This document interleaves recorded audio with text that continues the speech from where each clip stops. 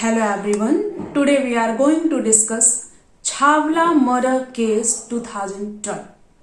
तो केस का नाम है Rahul versus state of Delhi ministry of home affairs in others. तो आइए देखते हैं ये केस 2012 का है, लेकिन अभी सुर्खियों में क्यों आया. तो 7 नवंबर को सुप्रीम कोर्ट ऑफ इंडिया ने एक चौंका देने वाला जजमेंट दिया, जिससे समाज का एक बहुत बड़ा तबका गुस्से में भी है. और सुप्रीम कोर्ट ने जो अपना एक्सक्यूज दिया है, यानी रीजन दिया है, किस बेसिस पे रेप के अक्यूज्ड को, बलात्कारियों को, और जिन्होंने उस लड़की का मर्डर भी कर दिया, रेप किया, रेप के साथ एसिड भी फेंका, इसके बाद मर्डर कर दिया, फिर उसकी बॉडी को दफना दिया, उन तीनों अक्यूज्ड को सुप्रीम कोर्ट किस बेसिस पे बरी किया है. ये बहुत बड़ा डिसीजन सुप्रीम कोर्ट का अभी 7 नवंबर को डिक्लेयर हुआ है. तो सबसे पहले ये देखेंगे कि केस क्या था. 2012 का ये केस क्या था. ये सिमिलर बिल्कुल था निर्भया गैंग रेप केस की तरह. इसे छावला मर्डर केस के नाम से जाना जा रहा है.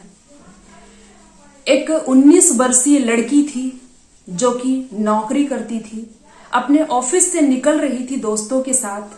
वही 3 लोग आते हैं कार से और उस लड़की को किडनैप करके ले जाते हैं और उसका रेप करते हैं, एसिड फेंकते हैं, उसका मर्डर करते हैं और उसे खेत में ले जाके दफना देते हैं, डिस्पोज ऑफ कर देते हैं उसकी बॉडी को. इसके बाद उसके जो दोस्त वहां पे जिनके साथ वो लड़की निकली थी ऑफिस से, वो दोस्त जाके जैसे उस लड़की को अगवा करके ले जाते हैं, वो 3 लोग जाके FIR कराते हैं. FIR दर्ज होती है सेक्शन 363 IPC के तहत, जिसमें कि किडनैपिंग के लिए मैटर है, सेक्शन है, चार्जेस हैं. तो पुलिस रजिस्टर्ड करती है केस को 363 के तहत और इन्वेस्टिगेशन शुरू करती है. इन्वेस्टिगेशन शुरू होते ही राहुल नामक व्यक्ति जो एक अक्यूज्ड था वो पकड़ा जाता है, गिरफ्तार कर लिया जाता है. गिरफ्तारी के बाद वो 2 लोगों का और नाम बताता है, एक रवि और दूसरा नाम विनोद. उन दोनों को भी अरेस्ट कर लिया जाता है. तीनों अक्यूज्ड पर्सन एक्सेप्ट करते हैं, कन्फेस करते हैं कि हाँ, हमने ही गैंग रेप किया है और एसिड फेंका है, उसका मर्डर किया है और खेतों में ले जाके उसकी बॉडी को डिस्पोज ऑफ किया है. उनके बताए अनुसार उसकी डेड बॉडी भी बरामद होती है. अगर देखा जाए कि कोर्ट के पुलिस के सामने अक्यूज्ड पर्सन का कन्फेशन रेलेवेंट नहीं होता है, वो इममटेरियल होता है कोर्ट के समक्ष, उसकी कोई वैल्यू नहीं होती है. लेकिन सेक्शन 27 एविडेंस एक्ट की बात की जाए तो उस कन्फेशन के दौरान अगर 27 में जो बॉडी उसकी बरामद हुई है, सेक्शन 27 के मैटर के तहत उन अक्यूज्ड पर्सन्स के द्वारा बताए गए अनुसार खेत से उसकी बॉडी बरामद होती है, डेड बॉडी लड़की की, तो वो 27 में रेलेवेंट मानी जाती है. इसके बाद क्या होता है, मामला कोर्ट में जाता है, केस पुलिस डायरी चार्जशीट भेजती है. ट्रायल कोर्ट कुछ सेक्शंस लगाते हैं, जैसे कि 365 IPC, 367 gang rape, 376 false information, और इसके बाद कॉमन इंटेंशन होता है उन सब का. 302 का मर्डर होता है, यानी 302 में मर्डर की पनिशमेंट दी हुई है. ये सारे सेक्शन लगाए जाते हैं, चार्ज लगाए जाते हैं तीनों अक्यूज्ड पर्सन पे. और जो ट्रायल कोर्ट यानी जो सेशन कोर्ट है वो तीनों अक्यूज्ड को डेथ पेनल्टी की सजा देता है. इस सजा को कंफर्म किया जाता है हाई कोर्ट द्वारा, और हाई कोर्ट द्वारा कंफर्म होने के बाद जो अक्यूज्ड पर्सन है वो चैलेंज करते हैं इस मैटर को सुप्रीम कोर्ट में। सुप्रीम कोर्ट में चैलेंज किया जाता है, लेकिन सुप्रीम कोर्ट ट्रायल कोर्ट और हाई कोर्ट के दिए गए जजमेंट को गलत बताते हुए और उन तीनों दोषियों को एक्विटल कर देते हैं, यानी दोषमुक्त कर देते हैं। और रीजन क्या देते हैं? रीजन ये देते हैं कि किसी भी केस को दो आधारों पर डिसाइड किया जाता है, स्ट्रिक्टली एंड मेरिट के आधार पे। कोर्ट जो है स्ट्रिक्टली और मेरिट के आधार पर डिसीजन देता है, ना कि समाज के बहकावे में आके या इमोशंस और फीलिंग्स के साथ डिसीजन। इस बेसिस पे डिसीजन सुप्रीम कोर्ट या जुडिशरी नहीं देती है। जुडिशरी फीलिंग्स एंड इमोशंस के आधार पर नहीं चलती है। उसके सामने जो तथ्य परिस्थितियां, विटनेसेस, एविडेंसेस, जो भी चीजें कलेक्ट हुई हैं, एक प्रॉपर सर्कमस्टांसेस और जो चेन है उसकी पूरी प्रॉपर स्टैब्लिश की जाती है। इसके बाद अगर मामला प्रूफ हो रहा है तब दोषियों को सजा दी जाती है। समाज जो है, मतलब कोर्ट जो है, जुडिशरी जो है, मोरल इन्फ्लुएंसेस के आधार पर नहीं चलती है, ऐसा सुप्रीम कोर्ट द्वारा कहा गया। अब सुप्रीम कोर्ट का यही ऑब्जेक्ट था कि ट्रायल कोर्ट और हाई कोर्ट ने ये नहीं देखा कि क्या तथ्य परिस्थितियां उस टाइम पे उन्हें उन तीनों अक्यूज्ड पर्सन को गिल्टी ठहराने के लिए पर्याप्त थी। क्या प्रॉपर चेन, एक जो चेन स्टैब्लिश की जानी चाहिए, फैक्ट ऑफ सीरीज जो होता है, वो क्या स्टैब्लिश हो पाई हैं? अगर ऐसा नहीं है तो ट्रायल कोर्ट को ऐसा डिसीजन नहीं देना चाहिए किसी भी केस में। अब अगर इस केस की बात करें तो इस केस में ऐसा कुछ भी नहीं हुआ कि दोषियों को बियॉन्ड डाउट दोष सिद्ध किया जाए और डेथ पेनाल्टी की सजा दी जाए। उन तीनों जजेस कौन कौन से थे? चीफ जस्टिस ऑफ इंडिया रहे, उनका आखिरी कार्यकाल था 7 नवंबर को। 8 को नए सीजीआई ओथ लिए हैं। तो चीफ जस्टिस ऑफ इंडिया रहे U Lalit, justice Ravindra Bhatt, justice Bela M Trivedi. इन तीनों जजेस ने मिलके ये डिसीजन लिया और कहा कि इस केस में प्रॉपर एविडेंस नहीं आया और जो एविडेंसेस आए वो प्रॉपर प्रूफ नहीं कर पाया प्रोसिक्यूशन, और जो एक कड़ी प्रॉपर स्टैब्लिश करनी चाहिए 100% श्योरिटी के साथ कि इसके बाद कोई डाउट ना बचे, बियॉन्ड डाउट मामला जो सिद्ध होता है, ऐसा कुछ इस केस में हुआ नहीं कि इन अक्यूज्ड को दोष सिद्ध किया जाए।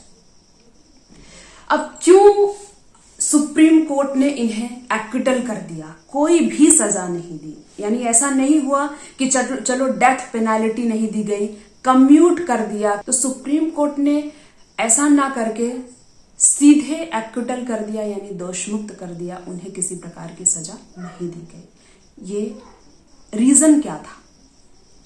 तो सुप्रीम कोर्ट ने ये रीजन दिया कि कोई आई विटनेस नहीं था।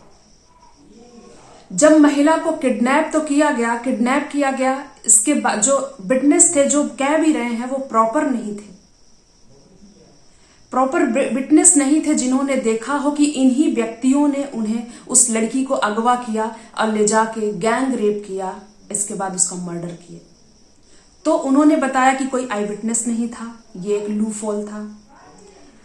दूसरा था कि पुलिस ने टेस्ट आइडेंटिफिकेशन जो परेड होती है वो भी नहीं कराया।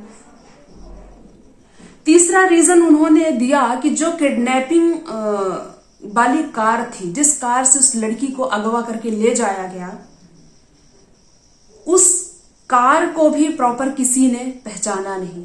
जो कार दिखाई गई वो एक कार, हालांकि रेड कलर की, बरामद हुई घर से, अक्यूज्ड पर्सन जो है उन्हीं के घर से, उन्हीं के द्वार के सामने से, लेकिन किसी ने प्रॉपर उसका नंबर नहीं देखा कि यही गाड़ी थी। तो इन चीजों के और जो अगर ये बात की जाए कि पुलिस के सामने उन्होंने कन्फेशन किया अक्यूज्ड पर्सन ने, तो उसका कन्फेशन तो रेलिवेंट होता ही नहीं। पुलिस के सामने किया गया कन्फेशन सेक्शन 24, 25, 26 ये एविडेंस एक्ट सीधे मना करता है।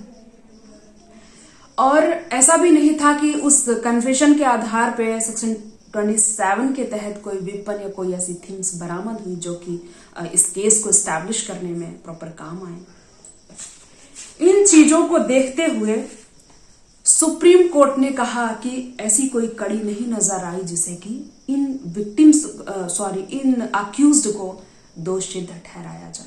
और जो कॉल रिकॉर्डिंग थी, डीएनए टेस्ट था और फॉरेंसिक साइंस का जो एग्जामिनेशन किया गया, जो रिपोर्ट आई, वो भी इतनी 100% श्योर नहीं थी या प्रॉपर नहीं थी कि ये इवैल्यूएट किया जाए कि इन तीनों के अलावा कोई और नहीं किया है, ये अंजाम नहीं दिया है इस अपराध को।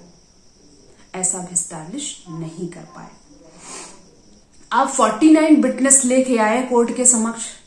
उसमें से जो 10 विटनेस थे जो बहुत ज्यादा इंपॉर्टेंट थे, उनका क्रॉस एग्जामिनेशन नहीं कराया गया और ट्रायल कोर्ट ने क्रॉस एग्जामिनेशन में कोई दिलचस्पी भी नहीं ली। वो केवल वहां पे ट्रायल कोर्ट एम्पायर का काम करती रही। ऐसा सुप्रीम कोर्ट ने एक रीजन बताया, मतलब एक रीजन नहीं, ये इतने सारे रीजन सुप्रीम कोर्ट ने उन्हें एक्विटल करते वक्त बताया। अब अगर ये देखा जाए कि सुप्रीम कोर्ट का जो डिसीजन है, लोग क्रिटिसाइज कर रहे हैं सुप्रीम कोर्ट के डिसीजन को। अब इस डिसीजन को क्रिटिसाइज क्यों किया जा रहा है? सुप्रीम कोर्ट ने कहा कि आई विटनेसेस नहीं थे, तो वो जो उस लड़की के दोस्त उसके साथ खड़े थे, वो जाके एफआईआर कराए, तो वो तो आई विटनेस ही है और वो बता रहे हैं कि ऐसा ऐसा हुआ। उन्होंने एफआईआर भी कराई और जो पुलिस वाले हैं उन लोग भी जाके उन अक्यूज्ड पर्सन के द्वारा बताए गए अनुसार बॉडी भी बरामद करी, डेड बॉडी विक्टिम की, तो वो भी रेलेवेंट हो सकता है। प्लस किडनैपिंग वाली गाड़ी, उस टाइम पे अगर अचानक से कोई काम होता है, सडनली कोई काम होता है, ऐसा कोई हुआ कि लड़की खड़ी हुई है, अचानक से लेके गाड़ी आती है, चली जाती है, तो इतना दिमाग किसी का नहीं चलता कि जल्दी से गाड़ी का नंबर नोट डाउन करें या देखें। उन्होंने बताया कि रेड कलर की गाड़ी थी और वही रेड कलर की गाड़ी जो अक्यूज्ड थे उनके घर के सामने खड़ी थी। तो यहां भी सुप्रीम कोर्ट को थोड़ा सा ध्यान रखना चाहिए, ऐसा जो लोग हैं वो कह रहे हैं सुप्रीम कोर्ट के जजमेंट की टिप्पणी। प्रोसिक्यूशन अक्यूज्ड को गिल्टी प्रूफ करने में फेल रहा, ये भी कहा सुप्रीम कोर्ट ने।